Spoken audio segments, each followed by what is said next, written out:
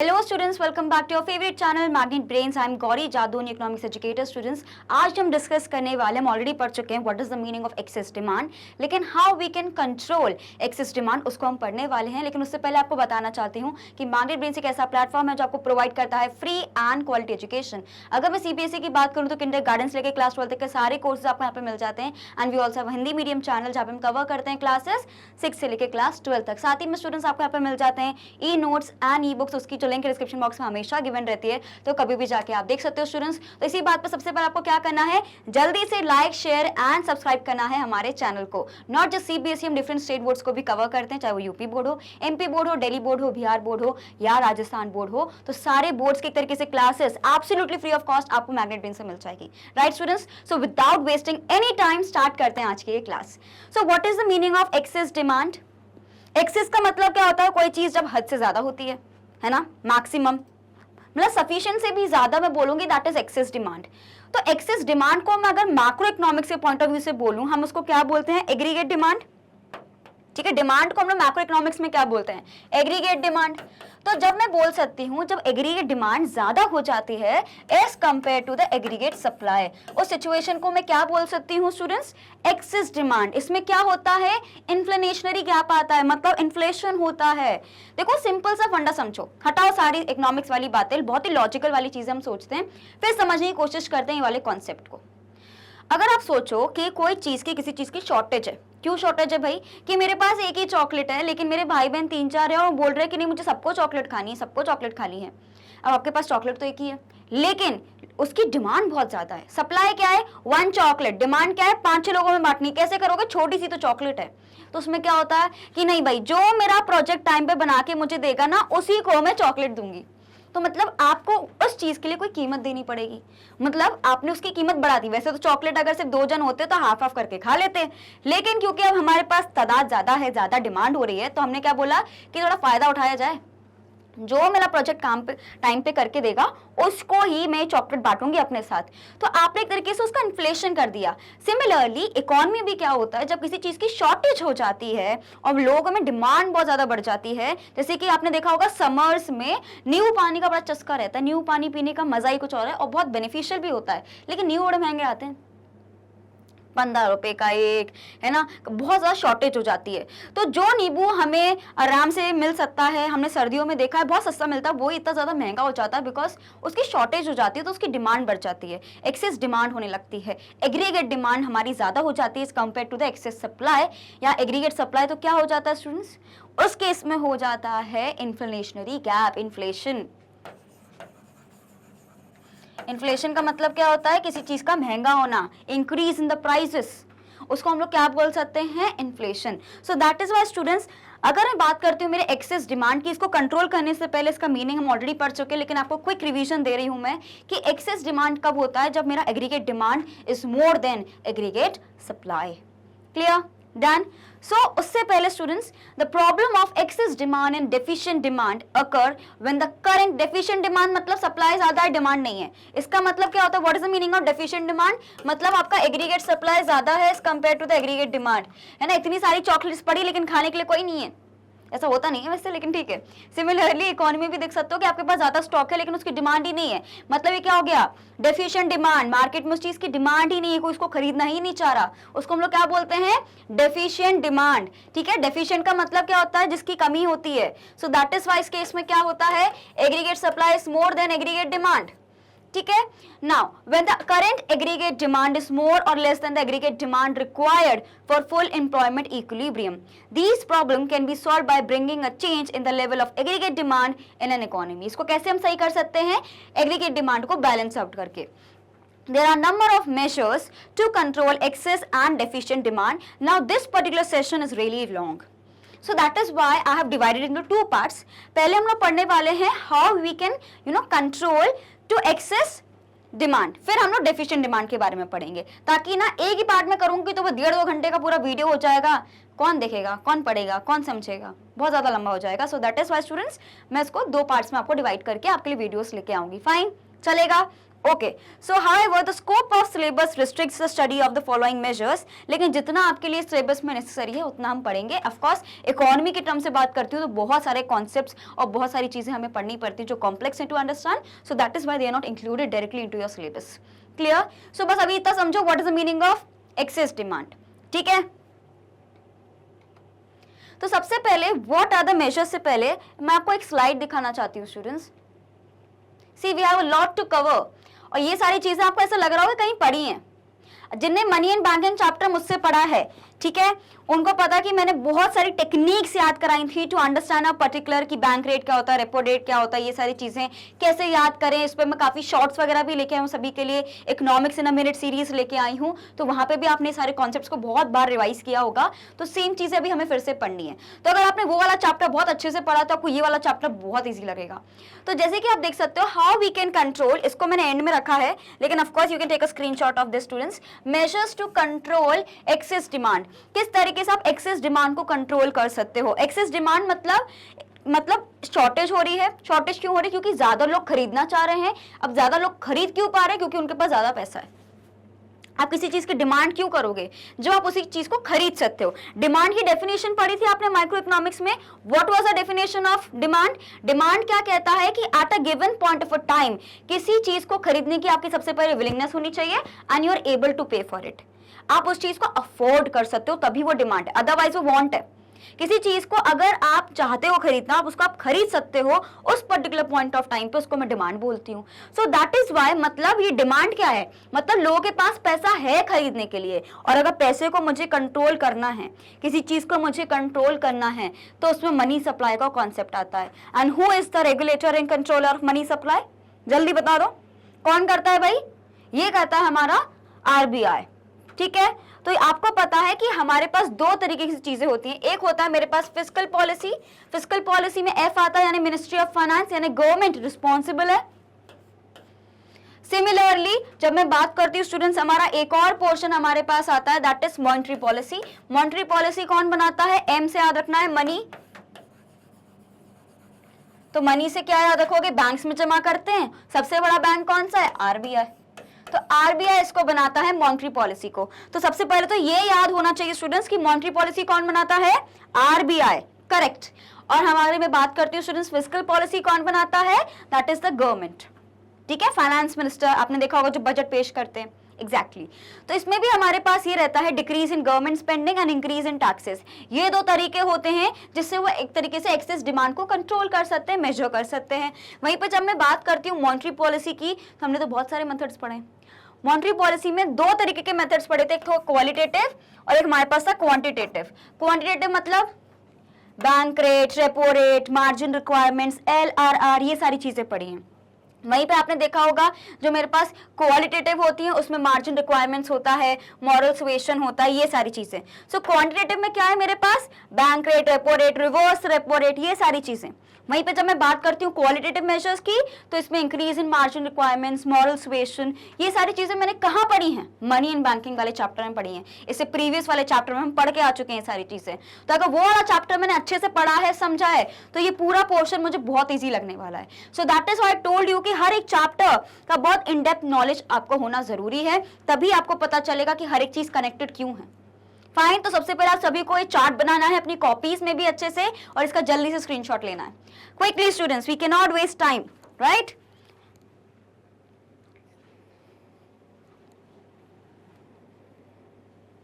Okay, done. तो इसी को हमें पूरा स्टडी करना है, ठीक है? तो घबराना नहीं है, मैं चीजें समझाती चली जाऊंगी, तो इसमें बिल्कुल भी टेंशन लेना ही नहीं है। फाइन, यहाँ पे थे हम measures to control excess demand वाले पे। सबसे पहले हम किस तरीके से कंट्रोल कर सकते हैं? या तो गवर्नमेंट का रोल प्ले करेगा, change in the government spendings. Government के पास भी एक तरीके से बहुत इंपॉर्टेंट फैक्टर्स हैं जिसके थ्रू वो कंट्रोल कर सकता है एक्सेस डिमांड को। So change in the government spending. तो अगर मैं बात करती हूँ, government spending is an important component of the aggregate demand the measure is a part of fiscal policy and is termed as expenditure policy of the government. कितना खर्चा करने को रेडी है गवर्नमेंट हम पे, इस पे भी डिपेंड करता है। तो अगर गवर्नमेंट की मैं स्पेंडिंग्स की बात करती हूँ, government spends huge amount on public welfare. आपने देखा होगा कभी डैम्स बन रहे हैं, कभी फ्लाईओवर्स बन रहे हैं, कुछ अलग कंस्ट्रक्शन चल रहा है, तो ये सब कौन पॉसिबल कराता है? ये कराता है गवर्नमेंट। कैसे? जो टैक्सेस वगैरह मिलते हैं, जो रेवेन्यू मिलता है, उसके थ्रू वो लोग अलोकेट करते हैं बजट्स में कि कितना इंफ्रास्ट्रक्चर के लिए जाने वाला है, कितना हाईवेज के लिए जाने वाला है। You have seen all this. So that is why students, expenditure policy कौन सी पॉलिसी होती है कि भाई गवर्नमेंट कितना खर्चा करने को रेडी है। तो अगर हम बात करते हैं, change in such expenditure directly affects the level of AD in an economy and helps to control the situation of excess and deficient demand. तो गवर्नमेंट किस तरीके से स्पेंड कर रही है, ये भी कहीं ना कहीं बहुत ही ज्यादा इन्फ्लुएंस करती है कि how we can make sure कि कितना हमारा एक्सेस डिमांड हो रहा है, उसको कैसे कंट्रोल करें। कैसे करती है अभी हम देखेंगे, do not worry about it. लेकिन हाँ, government has an important role to play. Fine. Next, change in taxes. ये भी किसके अंदर आता है? फिस्कल पॉलिसी के अंदर ही आता है। जैसे कि अभी आपने देखा होगा कि जो मेरी फिस्कल पॉलिसी है, इसमें सबसे पहले क्या आता है स्टूडेंट्स? फिस्कल पॉलिसी में सबसे पहले गवर्नमेंट अपनी स्पेंडिंग्स को कंट्रोल करती हैं या इंक्रीज करती हैं। ठीक है, या तो स्पेंडिंग्स को कंट्रोल किया जाता है या इंक्रीज किया जाता है। एंड नेक्स्ट हमारे पास क्या आता है? टैक्सेस में चेंजेस को लेके आना। So these are the two things जो हमें करनी रहती है फिस्कल पॉलिसी के अंदर। सो जब मैं बात करती हूं टैक्सेस की, टैक्स क्या होता है? It can be direct tax also और इनडायरेक्ट टैक्स भी होता है, ये तो हमें पता है डायरेक्ट टैक्स और इनडायरेक्ट टैक्सेस के बारे में। तो जब मैं बात करती हूँ, टैक्सेस एक सोर्स ऑफ रेवेन्यू है फॉर द गवर्नमेंट के लिए। सबसे ज्यादा टैक्सेस के थ्रू ही रेवेन्यू जनरेट होता है गवर्नमेंट का। सो यही टैक्सेस एक तरीके से बताते हैं कितना एक्सपेंडिचर करना चाहिए। इससे पहले वाले उसमें हमने देखा ना एक्सपेंडिचर पॉलिसी, तो taxes has a huge role to play. This term is a part of fiscal policy and is termed as revenue policy. Revenue मतलब कितना हमारे पास आया, ठीक है? So government imposes different kind of direct and indirect taxes. मुझे comment section में आपको बताना है, एक दो examples दे दो मुझे कि डायरेक्ट टैक्स कौन कौन से होते हैं और इनडायरेक्ट टैक्सेस कौन कौन से होते हैं। मुझे पता है अभी आपने बहुत ज़्यादा डिटेल में नहीं पढ़ा, लेकिन थोड़ी बहुत जनरल नॉलेज तो होगी। अच्छा तो बता दो, जीएसटी हमारा क्या है? इनडायरेक्ट टैक्स है कि डायरेक्ट टैक्स है? मुझे कमेंट सेक्शन में आपको बताना है, ठीक है? और इनकम टैक्स कौन सा, ये भी बताइए। So changes in taxes by the government directly influences the level of aggregate demand and helps to control excess and deficient demand in an economy. तो ये भी बोल सकती हूँ स्टूडेंट्स कि इसमें ये सारी चीजें हमने देखी, टैक्सेस के थ्रू भी बहुत सारी चीजें होती है। तो मैं ये बोल सकती हूँ expenditure policy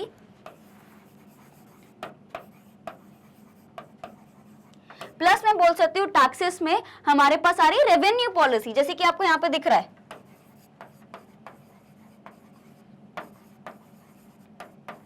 They both have a huge role to play. So fiscal policy में we have expenditure policy and then we have revenue policy. ये क्या होता है? Changes in spending and changes in the taxes.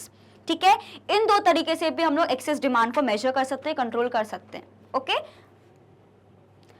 इनका भी screenshot लेने की जरूरत नहीं है। I'll tell you when to take a screenshot. Next हमारे पास क्या होता है? मनी सप्लाई, यानी मैं आरबीआई की बात कर रही हूँ और मैं बात कर रही हूँ मॉनेटरी पॉलिसी की। इसको कौन बनाता है भाई? मॉनेटरी पॉलिसी आप या मैं, कौन बनाता है? हम दोनों में से कोई नहीं बनाता, आरबीआई बनाता है, ठीक है? तो मॉनेटरी पॉलिसी कौन बनाता है students? Reserve bank of India, या मैं बोल सकती हूँ सेंट्रल बैंक, बोलना ज्यादा बेटर रहेगा। तो एज यू ऑल नो कि हमारे इंडिया का कौन है भाई? Central bank, reserve bank of India. ये बोल सकती हूँ कि it is the controller of money supply. Money supply मतलब at a given point of a time लोगों के पास कितना पैसा है उसको जज करना। जितना पैसा होगा उतना ही तो खर्च करेंगे, उसी से तो डिमांड डिटरमाइन होगी। That is why money supply को कंट्रोल करना एक बहुत ही ह्यूज डिफरेंस लेके आ सकता है in terms of excess demand and deficient demand. So we can say that it is policy adopted by the central bank of an economy in the direction of credit control और money supply. Monetary policy helps to control the situation of excess and deficient demand through its following instruments. किस तरीके से करता है इसको हमें पढ़ेंगे, लेकिन उससे पहले you will have to take a quick screenshot of these three things. ठीक है, सबसे पहले आप इसका स्क्रीनशॉट लीजिए। Done? Okay, now this one.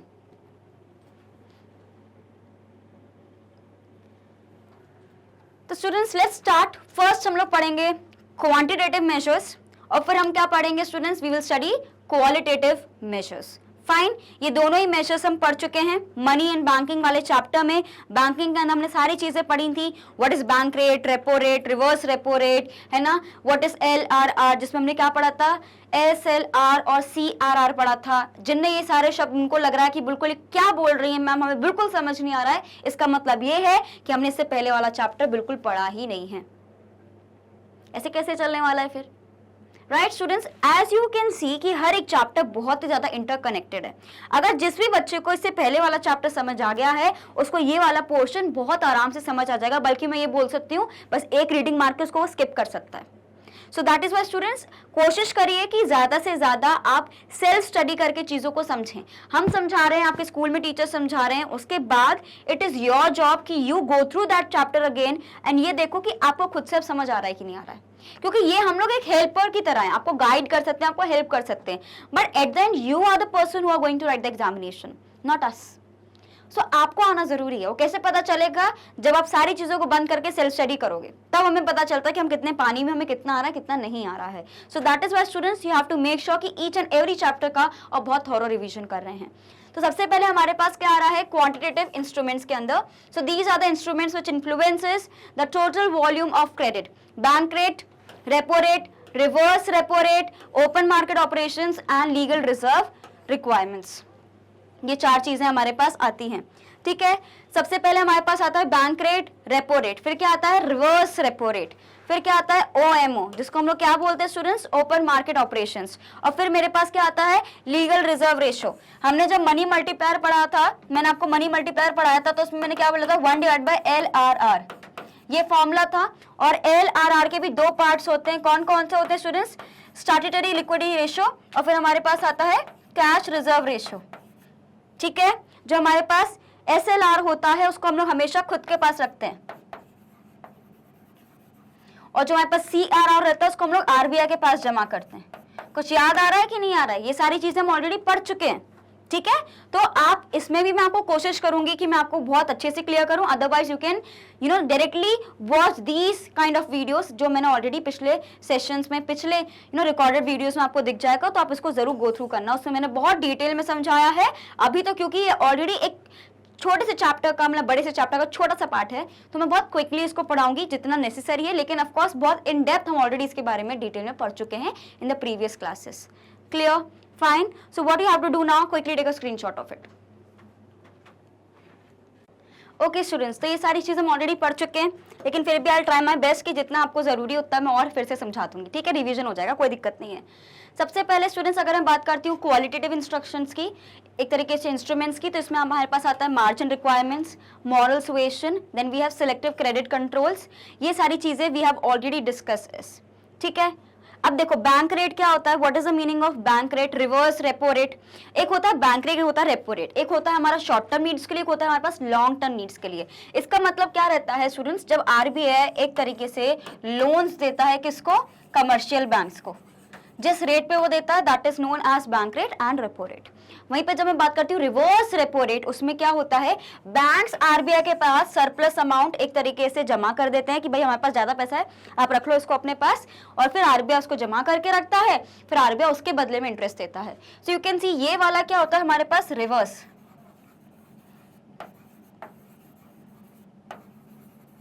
और ये हमारा रहता है bank rate and repo rate,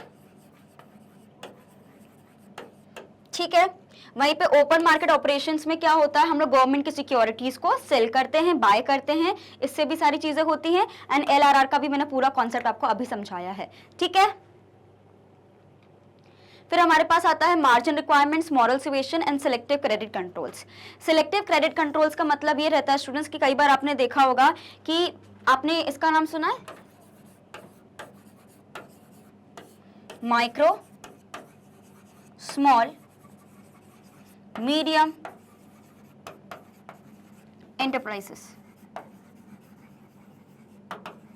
इसका बेसिकली स्टूडेंट्स यहाँ पे मतलब ये रहता है कि जो micro medium small enterprises small scale industries रहती हैं उनको प्रमोट करने के लिए कई बार आरबीआई क्या बोलता है कि इनको आराम से आप लोन दे दो, इनको सब्सिडीज प्रोवाइड कर दो, इनको लोन सैंक्शन करना ईजी हो जाता है। मतलब आप चाहते हो कि भाई ये पैसा जो है एक तरीके से ज्यादा इस सेक्टर के पास जाए ताकि वो उसको एक बूम मिले, बूस्ट मिले और वो अच्छे से फंक्शन करे। तो ये सिलेक्टिव क्रेडिट कंट्रोल है, आपने कंट्रोल करके रखा है कि नहीं ज्यादा से ज्यादा पैसा कोशिश करो कि एमएसएमई सेक्टर के पास जाए। तो ये क्या होता है, एक तरीके से सिलेक्टिव कंट्रोल होता है। मॉरल सुएशन हर बार जरूरी नहीं ना कि आपको लाइसेंस कैंसिल किया जाए या आपको ऐसे, कई बार क्या होता है आपने देखा होगा आरबीआई जब एक तरीके से सर्वे लेती है बहुत सारे बैंक्स को एक तरीके से वार्निंग देती है कि आपका ये सिस्टम सही नहीं चल रहा, आपके वर्किंग कंडीशन सही नहीं, आप इसको ठीक करिए। तो कई बार आप कोशिश करते हो कि जितना हो सके without any penalty and all आप चीजों को सॉर्ट आउट करने की कोशिश कर रहे हो, तो उसको हम लोग क्या बोलते हैं, moral suasion. Next we have is margin requirements. Margin requirements का मतलब होता है कि जब भी कोई व्यक्ति है ना लोन लेने के लिए हम जाते हैं तो हम लोग को कोलैटरल देना पड़ता है, we have to give some security. तो उसमें मार्जिन रिक्वायरमेंट्स ये कहता है कि आपको मार्जिन रिक्वायरमेंट ऐसा रखना है कि थोड़ा आप ज्यादा रखो। अगर आप सोचो कि मुझे 1 लाख रुपीज चाहिए, आप सीधे से 1 लाख रुपीज का ही ज्वेलरी वहां पे डिपॉजिट कर रहे हो कि ठीक है इसके बदले में मुझे आप 1 लाख रुपीज दे दो, तो वो नहीं चलेगा। आपको उससे थोड़ा ज्यादा रखना पड़ेगा, मार्जिन रखना पड़ेगा जो हर एक बैंक अपना तय करता है या आरबीआई उनको डिसाइड करके दे रहा है, ताकि आपको, क्योंकि उसकी वैल्यू डिप्रिशिएट हो सकती है तो बैंक को नुकसान नहीं होना चाहिए। वो किसमें आता है, हमारे पास मार्जिन रिक्वायरमेंट्स में। ठीक है। So what are the measures to control excess demand? So during excess demand, the current aggregate demand in an economy is more than the full employment level of output, है ना। यहाँ पे मैं बोल सकती हूँ कि excess demand बहुत ज्यादा हो रही है, डिमांड ज्यादा है, aggregate demand ज्यादा है। So it happens because of the rise in money supply and availability of credit at easy terms। मतलब लोगों के पास खूब पैसा है। अगर मैं बोल रही हूँ ना राइज इन मनी सप्लाई, इसका मतलब ये है कि लोगों के पास पैसा है। सिंपल भाषा में अगर हम बोल रहे हैं rise in money supply, it is basically means कि भाई लोगों के पास पैसा आ गया है, वो खर्चा करने को रेडी हैं। ठीक है। So and availability of credit at easy terms. In order to correct excess demand the following measures can be adopted. सबसे पहले decrease in government spendings, government की स्पेंडिंग्स डिक्रीज कर दो। मतलब कि it is a part of fiscal policy, government spending huge amount on infrastructure development, parks, flyovers, dams, इन सारी चीजों में बहुत ही ज्यादा खर्चा करते हैं। So to control the situation of excess demand, government should reduce it expenditure to the maximum possible extent. अब बोलो कि मैम ये गवर्नमेंट अपना एक्सपेंडिचर कम करे, इससे क्या मतलब होता है? अगर सोचो आप गवर्नमेंट है, आपने बोला कि फ्लाईओवर बनाओ, पार्क्स बनाओ, आपने बोला कि पब्लिक वेलफेयर के लिए चीजें करो, तब हम ये गवर्नमेंट ये सारी चीजें कर रही है तो इससे क्या हो रहा है, एम्प्लॉयमेंट जनरेट हो रहा है, लोगों के पास काम आ रहा है भाई, है ना। क्योंकि हमें बहुत सारे वर्कर्स चाहिए डैम बनाने के लिए, हमें बहुत सारे वर्कर्स चाहिए रोड बनाने के लिए, फ्लाईओवर्स बनाने के लिए, हाईवेज बनाने के लिए।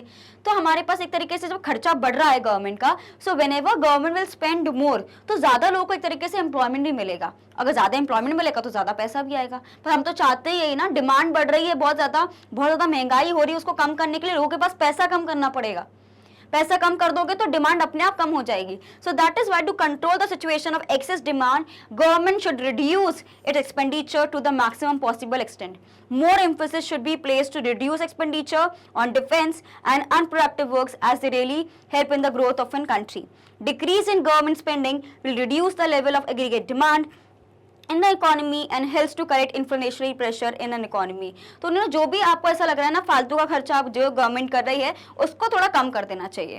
देखो जो जरूरी है, ऐसा नहीं है जो पब्लिक वेलफेयर के लिए जरूरी है वो तो आप करो, ठीक है, which is necessary for the growth of the economy, वो तो आपको करना चाहिए। लेकिन अगर आपको ऐसा लग रहा है जो अनप्रोडक्टिव वर्क्स में आपने चीजों को उलझा के रखा है लोगों को, वो मत करो। अगर हाँ बिल्कुल डैम बनना जरूरी है, बहुत जरूरी है, बिल्कुल बनवाओ, कोई दिक्कत ही नहीं है, हाईवे बनवाओ, कोई दिक्कत नहीं है। लेकिन जो अनप्रोडक्टिव एक्टिविटीज में आप लोग एक्सपेंडिचर कर रहे हो उसको कम करना रहेगा। जो फालतू का खर्चा हो रहा है उसको कम कर दो। खर्चा गवर्नमेंट के लिए, जो गवर्नमेंट का खर्चा है वो हमारे लिए आमदनी होगी, तो इसलिए उसको हम कम कर देंगे तो लोगों के पास वेजेस कम हो जाएंगी, सैलरी कम हो जाएगी, तो उनके पास कम पैसा रहेगा खर्चा करने के लिए। सो दैट इज मुझे क्या करना चाहिए, decrease in government spending. Clear. सबसे पहले आप इसका स्क्रीनशॉट ले लीजिए। Done. Next we have increase in taxes. सबसे पहले आपने क्या किया, अब वो कैसे होगा, आपने एक हाथ से क्या किया कि आपने अपने एक्सपेंडिचर को कम कर दिया। नेक्स्ट क्या होता है, आप टैक्सेस को बढ़ा दो। अगर मेरे पास 100 रुपए हैं, ठीक है, 100 पहले मैं 100 रुपए में सोचो मैं 2 चीजें खरीद सकती थी, मैंने बोला कि 100 रुपए में का मैं 100 रुपए का सामान खरीद सकती हूँ, लेकिन गवर्नमेंट ने क्या बोला कि नहीं, अब इस पे मैं 40% का टैक्स लगा दिया, मतलब आपके पास सिर्फ 60 रुपए बचे। तो जब आपके पास 60 रुपए बचे तो आप बहुत सोच समझ के खर्च करोगे कि पहले तो 100 रुपए थे यार, अब मेरे पास सीधे 40 कम हो गए, क्यों? क्योंकि वो टैक्स के रूप में चले गए। तो मेरे पास जो 60 रुपीज बचे हैं उसको मैं कोशिश करूंगी कि बहुत ही ज्यादा कोई चीज बहुत ही जरूरत होगी हम उसमें खर्च करें, जैसे कि कोविड-19 में आपने देखा होगा, राइट मतलब जो भी हमारे पास ऐसी सिचुएशन आती है जब हमारे पास पैसों की कमी होती है तो हम इसको बहुत सोच समझ के खर्च करते हैं। तो गवर्नमेंट वही कोशिश करी एक तरीके से कि टैक्सेस बढ़ा दो, जब ज्यादा टैक्सेस पे करने पड़ेंगे तो अपने आप महंगाई कंट्रोल में आ जाएगी। क्यों? बिकॉज लोगों के पास ज्यादा पैसा रहेगा ही नहीं चीजें खरीदने के लिए। तो ये क्या हो जाएगा, एक तरीके से हमारा इंक्रीज इन टैक्स कर दो, डिक्रीज इन एक्सपेंडिचर कर दो। ये दोनों मेथड से कहीं ना कहीं डिमांड को गवर्नमेंट कंट्रोल कर लेगी। मैं यहाँ पे बात कर रही हूँ फिस्कल पॉलिसीज की। सो during excess demand government increases the rate of taxes, even imposes some new taxes, नए टैक्सेस भी डाल देते हैं। क्यों? It leads to decrease in the level of aggregate expenditure in an economy and helps to control its situation of excess demand. So इससे क्या होता है, एक तरीके से लोगों को ज्यादा पैसा गवर्नमेंट को देना पड़ रहा है फॉर्म ऑफ टैक्सेस, तो उनके पास कम पैसा बच रहा है for aggregate demand. Clear? Quickly take a screenshot of it. Done? Next, now अभी तक जो दोनों चीजें हमने पढ़ी, चेंज इन गवर्नमेंट स्पेंडिंग पढ़ा, तो हमने क्या सीखा, क्या होगा ये वाला पार्ट। यस, अगर मैं बोलती हूँ चेंज इन गवर्नमेंट स्पेंडिंग, तो अगर मुझे एक्सेस डिमांड को कंट्रोल करना है तो मुझे क्या करना पड़ेगा, I will have to increase my taxes and decrease my expenditure. ठीक है, डन।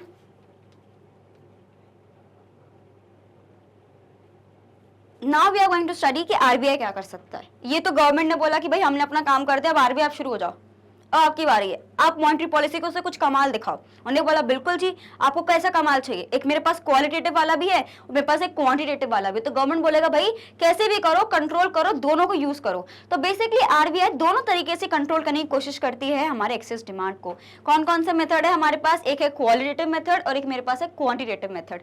तो सबसे पहले students, the central bank of India में पता है जो हमारा रिजर्व बैंक ऑफ इंडिया है वो कंट्रोल कर सकता है मनी सप्लाई को। इसमें हमारे पास क्वांटिटेटिव और क्वालिटेटिव इंस्ट्रूमेंट्स हैं। ठीक है, स्टार्ट करते हैं।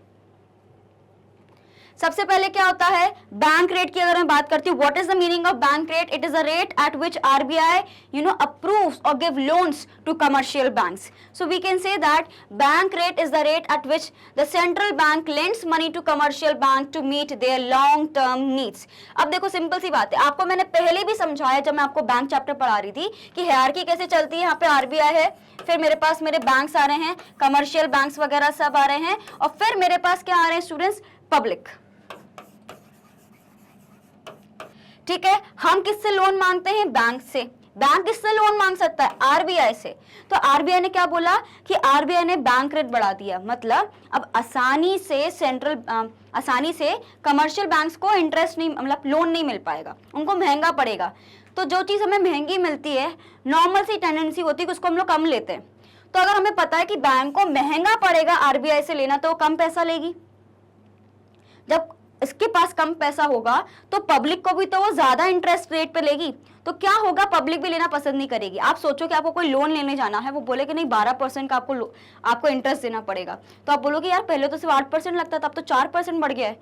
तो आपका मन ही नहीं करेगा वो चीज पे आप करो जब तक कोई ऐसी इमरजेंसी नहीं है। तो आप भी लोन लेने से कतराओगे, और जब आप लोन लेने से कतराओगे, आपको लोन नहीं मिलेगा तो आपके पास पैसा नहीं आएगा।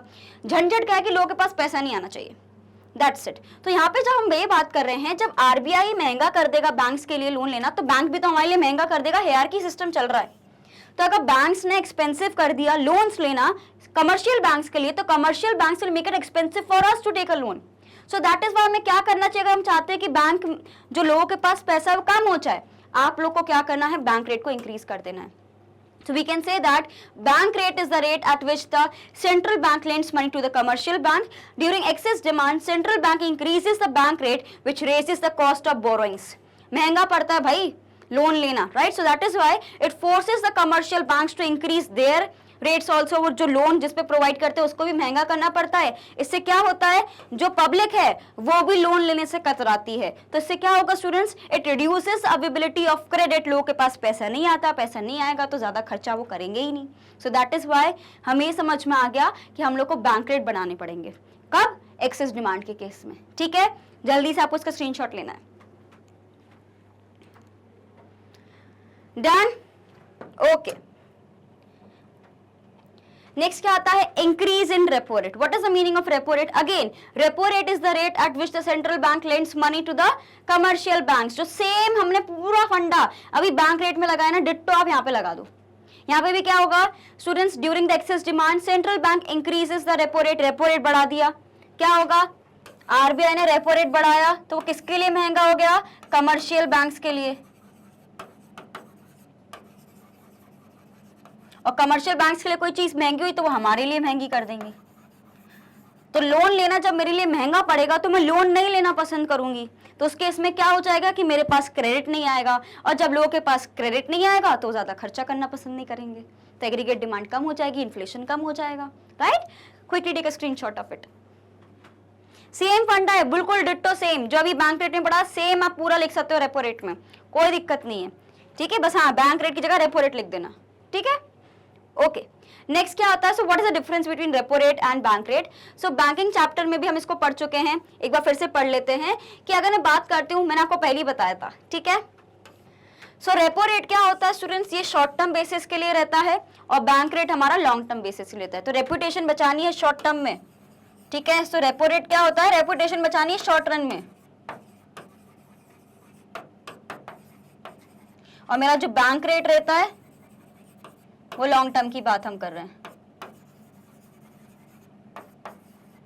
ज्यादा समय के लिए पैसा देते हैं आरबीआई, और यहाँ पे कम समय के लिए आरबीआई पैसे देती है। क्लियर, जल्दी से आप इसका स्क्रीनशॉट ले लो, इससे ज्यादा और कुछ नहीं पढ़ना इसमें। इसका डिटेल हम ऑलरेडी पढ़ चुके हैं प्रीवियस वाले चैप्टर्स में। ठीक है, क्लियर, ओके। तो आप चाहते हो कि लंबे समय तक आप चाह रहे हो कि इन्फ्लेशन ना बढ़े, तो उस केस में आप लंबे समय के लिए क्या कर सकते हो, बैंक रेट को इंक्रीज कर सकते हो।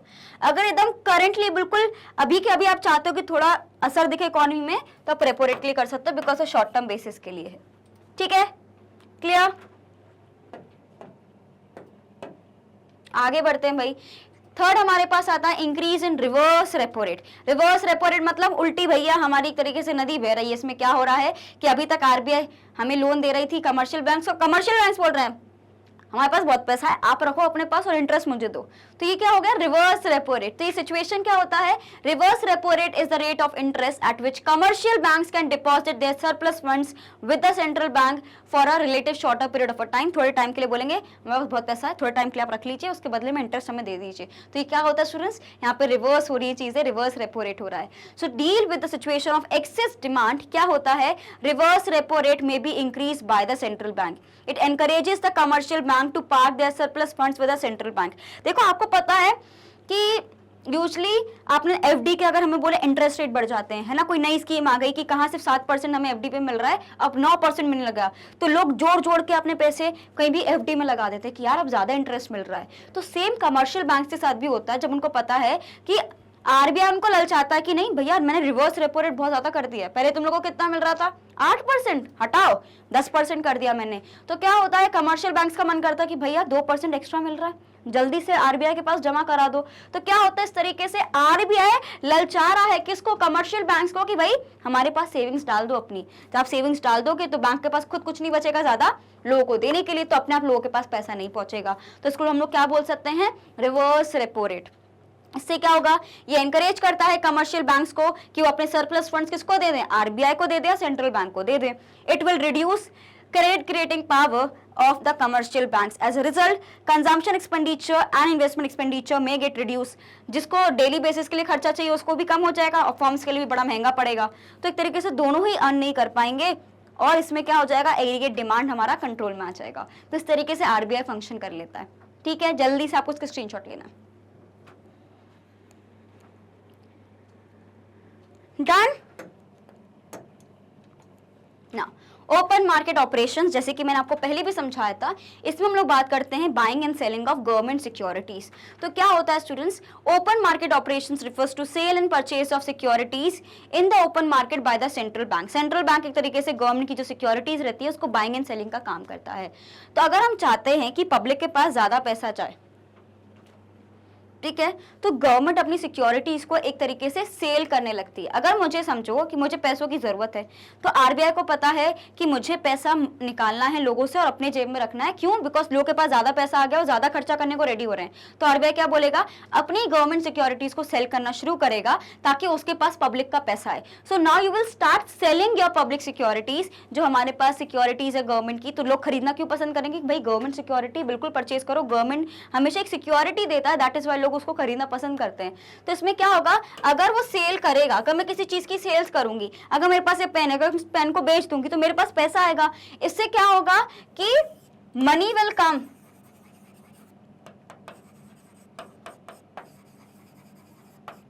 To RBI. तो भाई आरबीआई के पास पैसा आएगा। तो हमें क्या चाहते हैं कि भाई लोगों के पास पैसा नहीं रहना चाहिए, बिकॉज ज्यादा लोगों के पास पैसा पहुंच गया तो वो ज्यादा खर्चा करेंगे और इससे इन्फ्लेशन बढ़ जाएगा। सो दैट इज वाई एक तरीके से डायरेक्टली इन्फ्लुएंस करता है। During excess demand central bank offer securities of sale of securities reduces the reserves of commercial bank.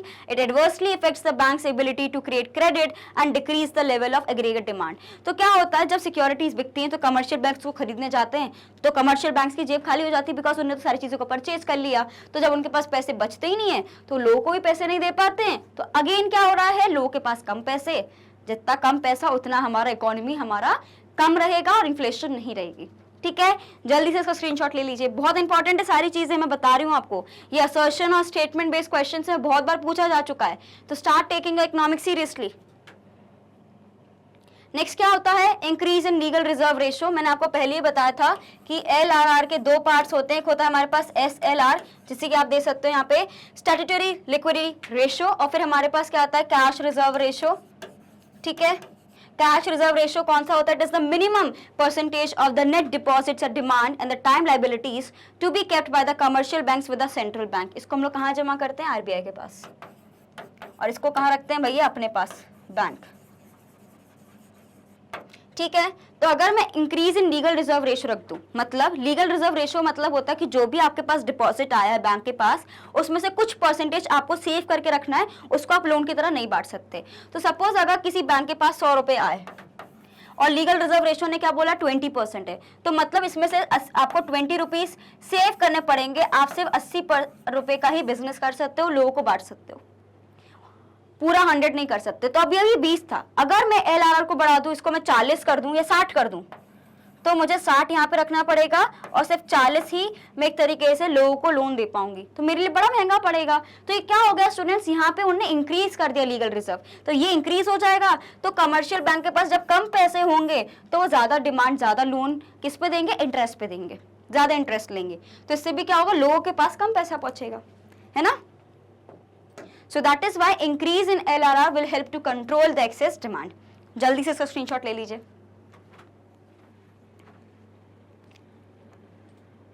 Done. So to correct the excess demand, the central bank increases the CRR or SLR. It reduces the amount of effective cash reserves of the commercial bank and limits their credit creating power. यानी ज्यादा loan, credit creating मतलब एक तरीके से loan देने में दिक्कत। ठीक है, नेक्स्ट हमारे पास क्या आता है, अभी मैंने पूरा क्वांटिटेटिव देख लिया, अब बात आती है मेरे पास क्वालिटेटिव की। तो क्वांटिटेटिव में क्या देखा कि आप सारी चीजों को इंक्रीज कर दो और आप सेल कर दो किसको, गवर्नमेंट की सिक्योरिटीज को। फिर हमारे पास क्या आता है, क्वालिटेटिव मेजर्स। आप पहले तो मार्जिन रिक्वायरमेंट्स बढ़ा दो, लोन लेना मुश्किल हो जाएगा, बिकॉज सिक्योरिटी का मार्जिन आपने बढ़ा दिया है। So margin requirement refers to the difference between the market value of security offered and the value of amount of lend. Very important, ये ना आपको 1 मार्क क्वेश्चन में आ सकता है। What is the meaning of margin requirement? इसका मतलब क्या होता है, मार्केट वैल्यू ऑफ सिक्योरिटी, यानी अगर मैं ज्वेलरी दे रही हूँ तो उसकी मार्केट वैल्यू क्या है, और साथ ही में the value of the amount lend, आपने कितना अमाउंट पे उनको आप दे रहे हो loan. So when the economy is suffering from excess demand, central bank increases the margin which restricts the credit creating power of banks. Borrowers find it less attractive to borrow money and it decreases the level of aggregate demand.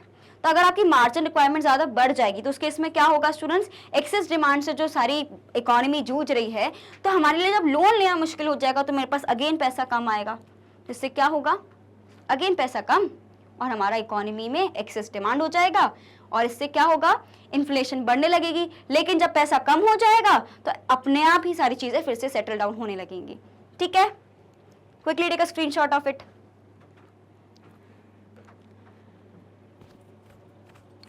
Done, okay.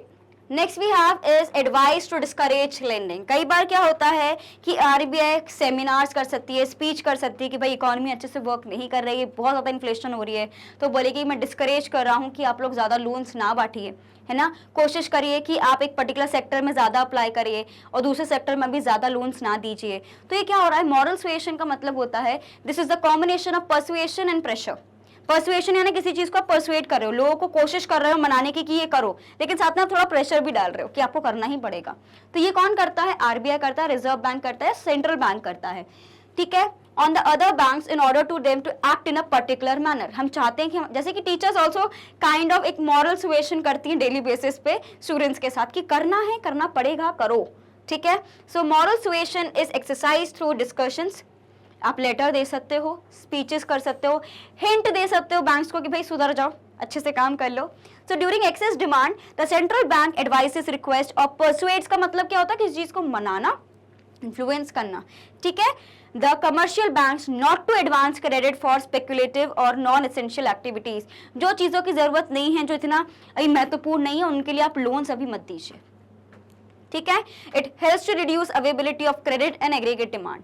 अब याद रखना कि इसमें हम ये नहीं बोल रहे कि किसी को मजबूरी में जरूरत है तो आप नहीं दो, ये वाला पॉइंट नहीं है। ऑफ कोर्स लोगों को जरूरत पड़ेगी तो कहाँ जाएंगे, बैंक के पास ही जाएंगे ना, तो वो वाली बात नहीं, लेकिन जो अननेसेसरी चीजें होती है ना उसको कंट्रोल करने की बात की जा रही है। ठीक है, जल्दी से आपको इसका स्क्रीनशॉट लेना है। डन, नेक्स्ट है लास्ट हमारा, एक तरीके से मैं बोल सकती हूँ हाउ वी कैन कंट्रोल।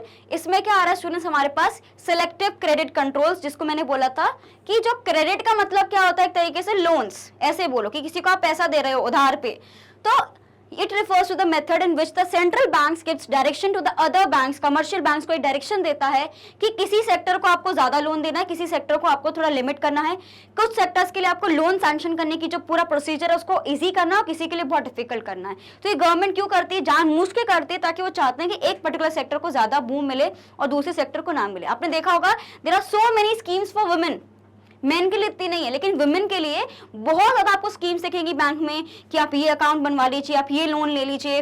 आपको महिलाओं के लिए आपको लोन आसानी से यहाँ पे मिल जाता है। क्यों? बिकॉज गवर्नमेंट चाहती है कि वुमेन एम्पावरमेंट हो, एक तरीके से उनको भी सशक्तिकरण हो, उनके लिए भी फाइनेंशियल एक तरीके से असिस्टेंस बढ़े। सो गवर्नमेंट उसके लिए हेल्प कर रही है। तो ये क्या होता है, एक तरीके से आपने सिलेक्टिव क्रेडिट किया है। So we can say that during excess demand the central bank introduces rationing of credit in order to prevent excessive flow of credit, particularly for speculative activities. It helps in wipe off the excess demand. ये भी एक तरीके से help करती है excess demand के लिए, because जो सही चीज के लिए आप पैसा लगा रहे हो और जो भी फालतू चीजें उनमें आप बिल्कुल भी पैसा मत लगाइए, उस सेक्टर में भी आप पैसे मत दीजिए, नीडेड नहीं है। तो ये कौन कर रहा है, गवर्नमेंट, आरबीआई। ठीक है, तो as you have already seen कि सबसे पहले क्या होगा, डिक्रीज करना पड़ेगा आपको गवर्नमेंट स्पेंडिंग्स को, इंक्रीज कर दो आप टैक्सेस को। फिर क्वांटिटेटिव इंस्ट्रूमेंट्स में भी हमने पढ़ा कि सारी चीजों को इंक्रीज कर दो, बैंक रेट बढ़ा दो, रेपो रेट बढ़ा दो, रिवर्स रेपो रेट बढ़ा दो, एसएलआर बढ़ा दो, ठीक है, सीआरआर बढ़ा दो। और उसमें उन्होंने और क्या चीजें बोली हैं कि आपको कोशिश करनी है कि सेल ऑफ सिक्योरिटीज कर दो। वहीं पे जब मैं बात करती हूँ क्वालिटेटिव इंस्ट्रूमेंट्स की स्टूडेंट्स, तो आप इंक्रीज कर दो मार्जिन को, इंक्रीज कर दो आप मॉरल सुएशन की लोगों को, और आप एक तरीके से बार बार बोल रहे हो डिस्करेज करो कि फालतू में क्रेडिट नहीं देना है, और आप एक तरीके से सिलेक्टिव क्रेडिट कंट्रोल करना भी शुरू कर दो। तो ये सारे मेथड से एक तरीके से मेजर और कंट्रोल करने के लिए किसको स्टूडेंट्स, एक्सेस डिमांड को। होपफुली आपको सारी चीजें क्लियर हो गई होंगी। ये पूरा आपको जो पूरा चार्ट गिवन है ना, this is for your revision. ये रिवीजन आपको बाद में करना है, लेकिन उससे पहले आपको पूरा का पूरा पढ़ना है। तो जैसे ही आपने पूरा पढ़ लिया ना, जब आपके एग्जाम्स आएंगे सिर्फ आप ये वाले चार्ट को देखोगे, आपको पूरी क्लियर एक तरीके से क्लियर पिक्चर आ जाएगी। ये होता है जब आप बहुत रेगुलरली और बहुत सिंसियरली पढ़ते हो तो जैसे ही आप डायग्राम को देखोगे, चार्ट को देखोगे, फ्लो चार्ट को देखोगे, आपको तुरंत माइंड में क्लिक करने लगेगा कि हाँ इसका मतलब ये है, आप रिलेट करने लगोगे। अगर आप ये कर पा रहे हो स्टूडेंट्स तो डेफिनेटली मैं ये बोल सकती हूँ कि आप बहुत मेहनत से पढ़ रहे हैं। और अगर थोड़ा थोड़ा हो रहा है तो कोई बात नहीं, आने वाले सेशंस में जब आप रेगुलर पढ़ोगे तो हो जाएगा, लेकिन अगर ऐसा नहीं हो रहा है तो मतलब कहीं ना कहीं हमें और ज्यादा मेहनत करने की जरूरत है। Students, we still have time, we can crack in good, really good marks, so we do not have to give up. Fine, and दे दिन हमें कोशिश करते रहनी है कि हमारा पेपर अच्छा जाए, तो हमें हमेशा से ही उस चीज को बहुत ही पॉजिटिव तरीके से देखना है। Hopefully this is done students. इसका स्क्रीनशॉट हमने आपको स्टार्टिंग में ही मैंने आपको बोल दिया था लेने के लिए, तो कोई दिक्कत होनी नहीं चाहिए, राइट? तो स्टूडेंट्स यही था हमारा आज का वीडियो। मैंने अभी सिर्फ कवर किया कि कैसे हम लोग कंट्रोल कर सकते हैं एक्सेस डिमांड को। आने वाले वीडियो हम देखने वाले हैं कि डेफिशिएंट डिमांड के केसेस में क्या किया जा सकता है, लेकिन क्योंकि वीडियो बहुत लंबा हो जाता मैंने इसको 2 पार्ट्स में डिवाइड किया है। So in this particular session we have already seen कि हम लोग किस तरीके से कंट्रोल कर सकते हैं एक्सेस डिमांड को। आने वाले सेशन में we are going to cover students how we can control and measure हमारा डेफिशिएंट डिमांड को। होपफुली आपको ये क्लास बहुत अच्छी लगी होगी because I have really tried कि आपको बहुत अच्छे से एग्जांपल्स के साथ मैं आपको सिखाऊं, लेकिन फिर भी कोई डाउट हो students you can definitely let me know in the comment section. आप सभी को पता है कि आपको बिल्कुल कमेंट्स में देखती हूँ और आपको डेली बेसिस पे I try my best to reply, right students? So it is your 12th standards, you have to make sure कि आप बहुत कंसिस्टेंट है और रेगुलर हैं, बिकॉज मैग्नेट ब्रेन्स एक ऐसा चैनल है स्टूडेंट्स जो आपको प्रोवाइड करता है फ्री एंड क्वालिटी एजुकेशन। अगर मैं सीबीएसई की बात करूँ स्टूडेंट्स तो किंडरगार्टन से लेकर क्लास 12 तक के सारे कोर्सेज आपको यहाँ पे मिल जाते हैं सारी क्लासेस के। और अगर मैं बात करती हूँ हमारे एक और हिंदी मीडियम चैनल है जहाँ पे हम कवर करते हैं क्लासेस फ्रॉम 6 से लेकर क्लास 12 तक। वहाँ पे जो आपको बोर्ड्स मिलने वाले हैं वो है Delhi board, Bihar board, UP board, MP board and Rajasthan board. तो सारी चीजें आपके लिए यहाँ पे कवर की जा रही हैं। साथ ही में स्टूडेंट्स आपको यहाँ पे मिलने वाले हैं e notes and e books, उसकी जो लिंक है डिस्क्रिप्शन बॉक्स में हमेशा गिवन रहती है, तो कभी भी जाके आप देख सकते हो। हमें सिर्फ यूट्यूब पे नहीं, डिफरेंट सोशल मीडिया साइट्स पे आपको डेफिनेटली फॉलो करना है, और साथ ही में हमारी वेबसाइट और आप हमारे एप्लीकेशन को भी देख सकते हो। तो students you have to remember कि this is your last chance, just few months are left, so make sure you are studying really well. और बहुत ही हार्ड वर्क से आप अपनी पूरा मेहनत करके बहुत अच्छा स्कोर ला सकते हो अभी भी। तो बिल्कुल भी गिव अप नहीं करना है, आपको कांस्टेंट रहना है। आप वीडियोस देखिए, लाइव क्लासेस देखिए, आपको बहुत हेल्प मिलेगी एंड आई प्रॉमिस यू कि आपका स्कोर डेफिनेटली इंप्रूव करेगा इन इकोनॉमिक्स। सो होपफुली आपको ये क्लास अच्छी लगी हो। आने वाले क्लासेस के लिए बिल्कुल आपको बने रहना है मैग्नेट ब्रेन्स पर। And thank you for watching.